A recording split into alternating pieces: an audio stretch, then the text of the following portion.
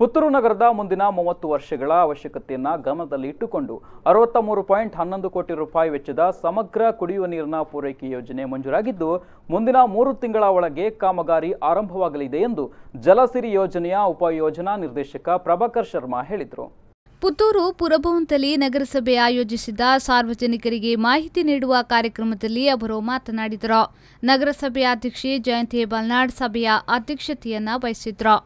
2014ರಲ್ಲಿ ರೂಪಿಸಲಾದ ಯೋಜನೆ ಇದಾಗಿದೆ. ಕರ್ನಾಟಕ ಸಮಗ್ರ ನಗರ ನೀರು ನಿರ್ವಹಣೆ ಮತ್ತು ಬಂಡವಾಳ ಹೂಡಿಕೆ ಕಾರ್ಯಕ್ರಮದಡಿಯಲ್ಲಿ ಎಡಿಬಿ ನೆರವಿನಲ್ಲಿ ಜಾರಿಗೆ ತರಲಾಗುತ್ತಿದೆ. ಕರ್ನಾಟಕ ನಗರ ಮೂಲ ಸೌಕರ್ಯಾಭಿವೃದ್ಧಿ ಮತ್ತು ಹಣಕಾಸು ನಿಗಮ ಈ ಯೋಜನೆಯನ್ನ ಕಾರ್ಯರೂಪಕ್ಕೆ ತರುತ್ತಿದೆ. ಮೊದಲು ಈ ಸಂಬಂಧ 42 ಕೋಟಿ ರೂಪಾಯಿ ಮೊತ್ತದ ಸಮಗ್ರ ಯೋಜನಾ ವರದಿ ತಯಾರಿಸಲಾಗಿತ್ತು.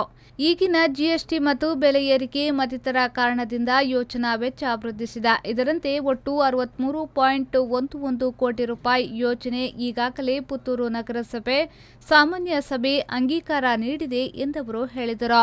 ಆ ಯೋಜನೆಯಿಂದ ಪುತ್ತೂರು ನಗರದ ಎಲ್ಲ ಜನರಿಗೆ ಕುಡಿಯುವ ನೀರು ವಿತರಣೆ ಮಾಡಲಿಕ್ಕೆ ಆಗುವುದಿಲ್ಲ ಎಂಬ ಮನಗಂಡು ಈ ಹಿಂದೆ ಸರ್ಕಾರದ ಮೇಲೆ ಒತ್ತಡ ತಂದು ಕುಡ್ಸೆಲ್ ಫಸ್ಟ್ ಫೇಸ್ 1ನೇ ಹಂತದ ಕುಡ್ಸೆಲ್ ಯೋಜನೆಯನ್ನ ಕುಡಿಯುವ ನೀರಿನ ಸಮಗ್ರ ಕುಡಿಯುವ ನೀರಿನ ಯೋಜನೆಯನ್ನು ಹಮ್ಮಿಕೊಳ್ಳಲಾಗಿದೆ. ಸುಮಾರು 39 ಕೋಟಿ ರೂಪಾಯಿಯ ಈ ಯೋಜನೆ ಆ ಸಂದರ್ಭದಲ್ಲಿ ಮಾಡಿದಂಥ ಕೆಲವು ಎಡವಟ್ಟುಗಳಿದ್ದಾರೆ ಅಥವಾ ಆ ಒಂದು ಯೋಜನಾ ಸಫಲತೆಗಿಂತ ಅವರ ಆ ಡಿಸೈನ್ನ ತೊಂದರೆ ಗೊತ್ತಿಲ್ಲ ಅವರಿಗೆ.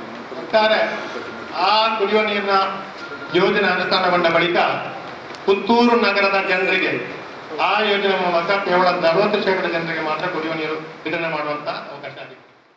10 ವರ್ಷಗಳ ಕಾಲ ನಿರ್ವಹಣೆ ಮಾಡಬೇಕೆಂದು ಪುತ್ತೂರು ನಗರಸಭೆ ತನ್ನ ನಿರ್ಣಯದಲ್ಲಿ ಆಗ್ರಹಿಸಿದೆ. ಆದರೆ ಯೋಜನೆಯ ಮಾರ್ಗದರ್ಶಿ ಸೂತ್ರದಲ್ಲಿ ಗರಿಷ್ಠ 8 ವರ್ಷಗಳಿಗೆ ಮಾತ್ರ ಅವಕಾಶವಿದೆ ಎಂದು ಹೇಳಿದ ಅವರು, ಯೋಜನೆಯ ನಿರ್ವಹಣೆ ಸಂಬಂಧಿಸಿ ನಗರಸಭೆ ಕೆಲವೊಂದು ಕಠಿಣ ಷರತ್ತನ್ನ ವಿಧಿಸಿದೆ ಎಂದರು.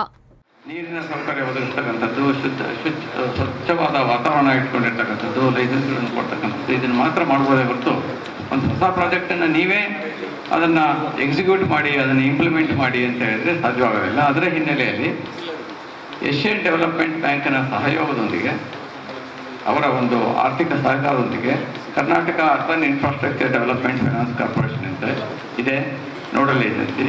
ಅದರ ಒಂದು ನೇತೃತ್ವದಲ್ಲಿ ನೋಡಲ್ ಏಜೆನ್ಸಿಯಾಗಿ ಕನ್ಸಲ್ಟೆಂಟ್ಸ್ಗಳನ್ನು ನೇಮಿಸಿದ್ದಾರೆ ಮತ್ತು ಡೆಪ್ಯೂಟಿ ಪ್ರಾಜೆಕ್ಟ್ ಡೈರೆಕ್ಟರು ಅವರ ಸಿಬ್ಬಂದಿ ಮತ್ತು ಇಂಜಿನಿಯರ್ಸ್ಗಳನ್ನು ನೇಮಕ ಮಾಡಿದ್ದಾರೆ. ಅವರು ಅದನ್ನು ಇಂಪ್ಲಿಮೆಂಟ್ ಮಾಡಬೇಕು, ಈ ಯೋಜನೆಯನ್ನು ಇಂಪ್ಲಿಮೆಂಟ್ ಮಾಡಬೇಕು. ನಂತರ ಇದನ್ನು ಮುನ್ಸಿಪಾಲಿಟಿಗೆ ಹ್ಯಾಂಡ್ ಓವರ್ ಮಾಡಬೇಕು. ಈ ವ್ಯವಸ್ಥೆಯನ್ನು ಮುನ್ಸಿಪಾಲಿಟಿಗೆ ಹ್ಯಾಂಡ್ ಓವರ್ ಮಾಡಬೇಕು. ಯೋಜನೆಯ ವಿನ್ಯಾಸ ಇಂಜಿನಿಯರ್ ಪ್ರವೀಣ್ ರೇಖು ಅವರು ಹೊಸ ಯೋಜನೆಯ ಬಗ್ಗೆ ಸಭೆಗೆ ಮಾಹಿತಿ ನೀಡಿದರು. ಯೋಜನೆ ಹೇಗೆ ಅನುಷ್ಠಾನಗೊಳ್ಳಲಿದೆ, ಎಲ್ಲೆಲ್ಲಿ ಏನೇನು ಕಾಮಗಾರಿಗಳು ನಡೆಯಲಿವೆ, ಎಷ್ಟೆಲ್ಲ ವೆಚ್ಚ ತಗುಲಲಿದೆ, ಯಾವ ರೀತಿ ನೀರು ಪೂರೈಕೆ ಮಾಡಲಾಗುತ್ತದೆ ಎಂದವರು ವಿವರಿಸಿದರು. ಒಟ್ಟು ನಮ್ಮಲ್ಲಿ 3 ಯೋಜನೆಗಳಿವೆ. ಒಂದು ಹಳೆಯ ಕುಡಿಯುವ ನೀರಿನ ಯೋಜನೆ, ಎರಡನೇ ಒಂದು ಕುಡಿಯುವ ನೀರಿನ ಯೋಜನೆ, ಮೂರನೆಯದು ನಾವು 214 ಕೊಳವೆ ಬಾವಿಯಿಂದ ಅದಕ್ಕೆ ಪಂಪು ಅಳವಡಿಸಿ ನಾವು ಪುತ್ತೂರಿನ ಜನರಿಗೆ ನೀರು ವಿತರಣೆ ಮಾಡುವಂತ ಒಂದು ಕೆಲಸಗಳನ್ನು ಮಾಡ್ತಾ ಇದ್ದೇವೆ. ಈ ಒಟ್ಟಾರೆ ಈ 3 ಯೋಜನೆಯ ಒಟ್ಟು ನಿರ್ವಹಣೆ ವೆಚ್ಚವನ್ನು ನಾವು ತೆಗೆದುಕೊಂಡಾಗ ನೀವು ಏನು ನಾಗರಿಕರು ಕುಡಿಯುವ ನೀರಿನ ಶುಲ್ಕವನ್ನು ಸರ್ಕಾರ ನಿಯಮದಂತೆ ಪಾವತಿಸಿದ ಅದರ 10 ಪಟ್ಟು ನಮಗೆ ಖರ್ಚು ವೆಚ್ಚ ಬೀಳ್ತದೆ. ನಾವು ನಷ್ಟದಲ್ಲಿ ಇವತ್ತು ಪುತ್ತೂರಿನ ಜನರಿಗೆ ಕುಡಿಯುವ ನೀರನ್ನು ನಾವು ಕೊಡ್ತಾ ಇದ್ದೇವೆ.